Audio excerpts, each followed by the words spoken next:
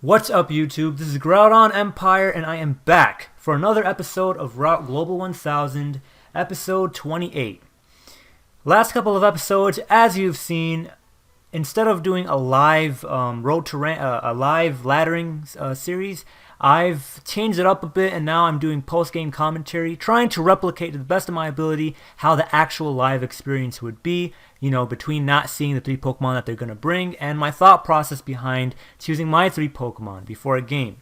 And the reason for this is because, as you've probably known, I've been on high ladder in the 1800s, facing very high level opponents and having high intensity games, and commentating at the same time, performing at a high level is very difficult. I mean, I can commentate and play, but then playing it at a high level is another story, and I was just messing up so much that I just felt like it would be better if I just did it like this, at least, you know, in the high ladder.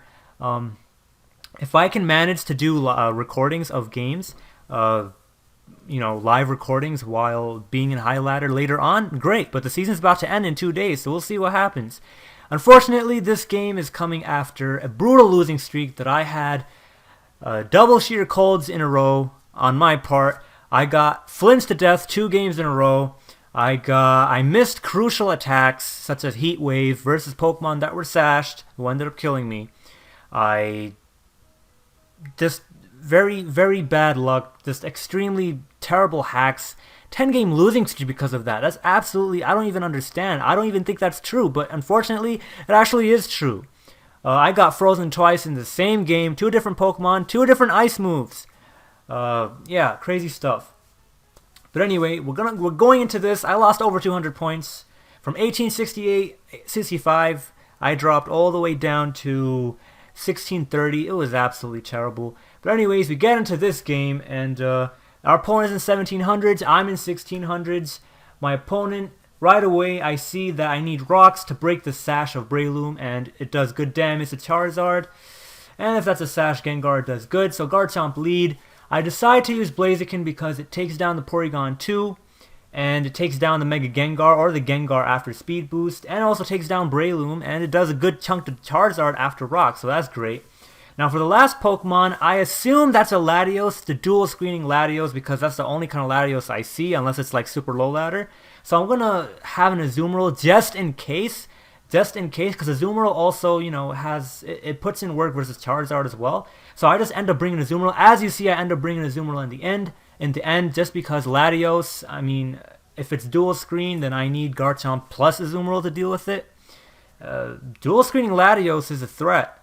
And as many Pokemon as I can use to actually deal with it would be great, you know? So that's why I end up using Azumarill.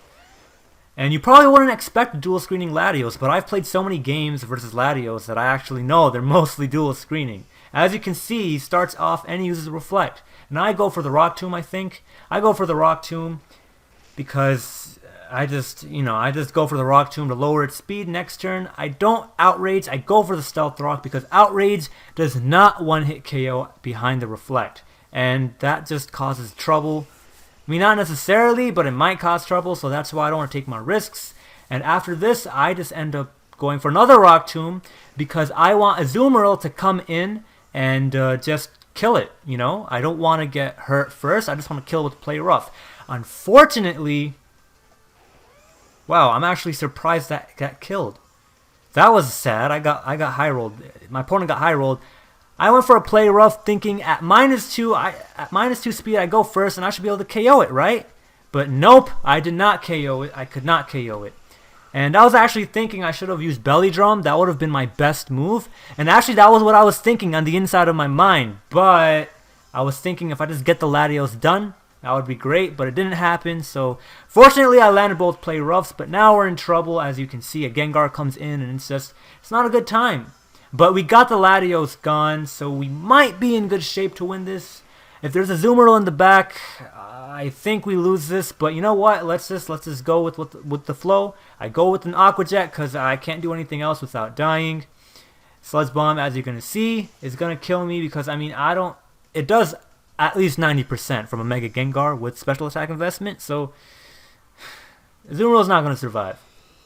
Now my Blaziken comes in, and first turn. Do I protect or do I Swords Dance? I Swords Dance the first turn, if I remember correctly, because I think this guy's going to predict me to protect, and he's going to use Destiny Bond, and I can just use that to Swords Dance. And my opponent's probably going to think I probably don't have Protect, or I'm just going to keep on using Swords Dance while he uses Destiny Bond, and that's going to make my opponent want to try to attack me. And I'm going to use Protect this turn, and if he decides to Destiny Bond, I'll use Swords Dance. If he decides to use an attack like he just did, I can attack him, and the effect of what's that called? The effect of Destiny Bond is gone. So if I attack now and I kill this Gengar, my Blaziken will not go down. Also, Swords Dance at +2, it doesn't care for Reflect, so that Gengar wouldn't survive after that. So that's nice to know. I did not think about the Reflect when I was doing this, obviously. Otherwise, I would have told you that. But yeah. Now the Azumarill comes in. If it's banded, we die to an Aqua Jet. If it's banded, is this guy banded? This Pokemon is not banded. And after Stealth Rock at +2, an adamant high jump kick from a Mega Blaziken annihilates that bulky Water Fairy Azumarill. That is the power of Mega Blaziken. That is the reason I decided to end up using a Mega Blaziken. That right there is the power of Mega Blaziken. I can't explain other than you just saw what happened. You can do whatever damage calcs you want to do to see what would happen. It is a max attack Blaziken, adamant at +2 using a high jump kick versus an Azumarill. I don't know its EVs, but you guys can do a damage calc on your own to figure that out.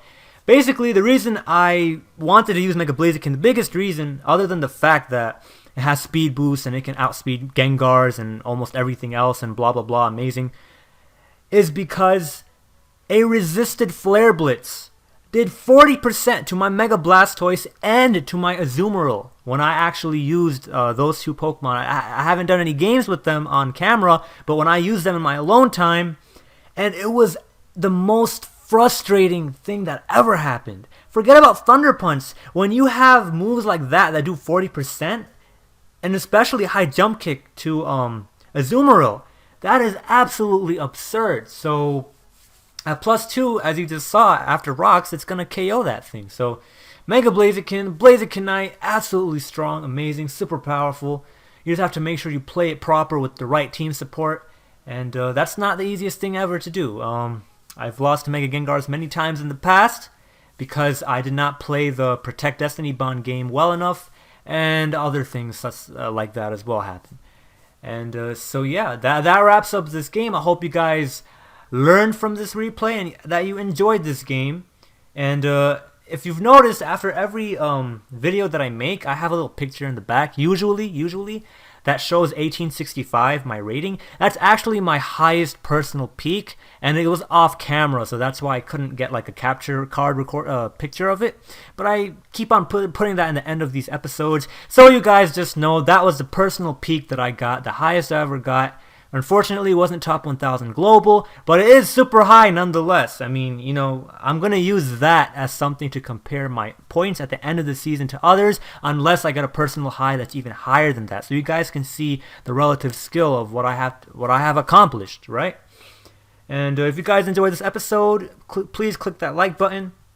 If you enjoy the other content on my channel, you know, and you really look forward to the other content I have, click that subscribe button so you always know what's up with this channel and the uploads and all of that good stuff. And it also, you know, it really helps the channel grow, you know, all of these things, and especially comments. You guys, I love it when you guys leave comments. I actually feel alive, not gonna lie. My life, I don't know about people's lives in general. I'm sure a lot of people have tough lives and rough lives, but seriously, I'm being very, very upset and sad these days. And you know, I just feel alive and just really like excited, look forward to, you know, the next day when I see people, you know, just talking to me. Forget about what they're saying in the comments. Just, I mean, unless you're cursing me, which no one has done, you know, it's just great. I mean, I do have friends in real life, but I mean, other than, you know, seeing them on a daily basis, you know, when I'm at home, you know, I'm living, you know, when I'm at home and I'm just seeing these kind of things, you know, it really helps YouTube. It also helps me personally, you know, just me getting all happy and whatnot.